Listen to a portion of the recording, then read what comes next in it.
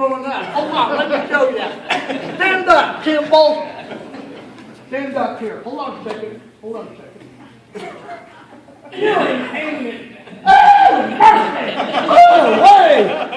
Man, sorry, Blake, I was at the hospital. What are you doing? Oh, my poor man, she's in the hospital. Poor woman, she's been going senile. Been seeing this psychiatrist. Said she wanted to commit suicide. Well, after about 4 sessions, he said, yep, I reckon that'll be the best thing for you. Easiest way to do it, take a gun and place it 2 inches below your left breast. Well, she's in the hospital now with her leg shot off at the knee.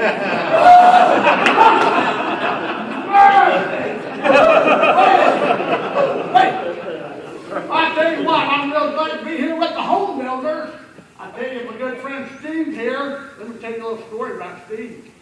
He had to go to one of them home builder meetings in Las Vegas. Well, whatever happens in Vegas stays in Vegas, but I'm going to tell you a little story in Vegas. So, he takes Misty with him. Well, they get there to the hotel. The hotel clerk says, oh, Mr. Chavira, which he says is Chavida, says, I'm sorry, Mr. Chavida, but we only have 1 room available. But it's got 2 beds, and if you and your secretary can just share that room tonight, we'll get it all straightened out first thing in the morning. He turns to me, he goes, well, what do you think? She goes, oh, Mr. Chavida, I don't know. I guess it will be all right. He said, fine, we'll take the room.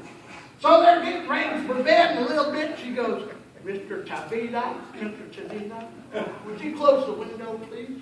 He goes, why? Are you cold or something?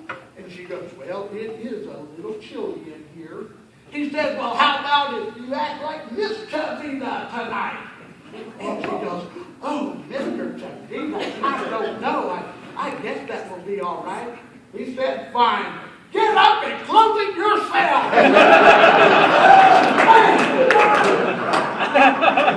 Woo! Mercy! I tell you what, I wrote a few notes about Kimball. Growing up with him. Hold on a second. I don't like to wear these things. I think they make me look stupid. Woo! Wait! All right. You know, Kimball, their family was part of the rich family. You know how we know they're rich? Their outhouse was a 2-holer. So one day we're sitting out there and he gets up and a quarter falls out of his pocket and goes down the hole. I said, well, I guess you just lost that quarter.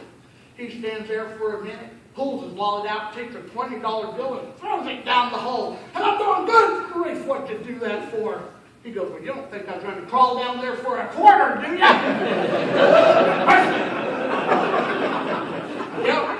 I tell you, Kim was a good businessman, too. I remember going by his place. Well, y'all might have seen the sign out by the interstate where he's got his property there. Woo, mercy! Had this big billboard up. 1 mule for sale, $50,000. Oh, mercy! So I saw him. I said, hey, you ever selling that old broke down mule you got? He goes, yeah. And I said, for $50,000, huh? He goes, yeah, done sold it. I go, are you kidding? You mean to tell me you sold that old broke down mule for $50,000? He said, yep, but I had to take 2 $25,000 notes to trade. Now I understand we got some inspectors here. I'm going to give y'all some advice that my mama gave me whenever I was growing up. Might help you out. One day she came out on the back porch there and she said, Bubba! Bubba! Get away from that wheelbarrow! You know you don't know nothing about machinery! Woo! Yeah, Kimball and I, we used to go hunting a lot. We went tune hunting this one time. God speak this to him. Got him up in the tree.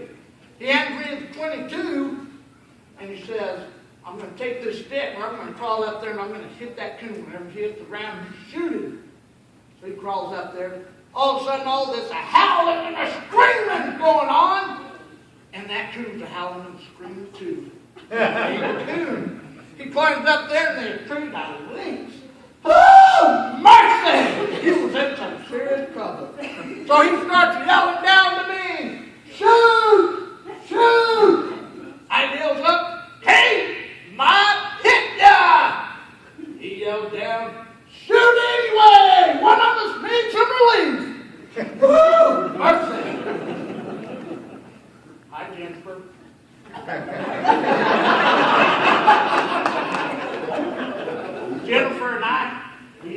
okay?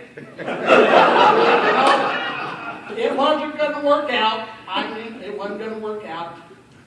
We were sweethearts in school. She went on to the 7th grade, and I went into the Army.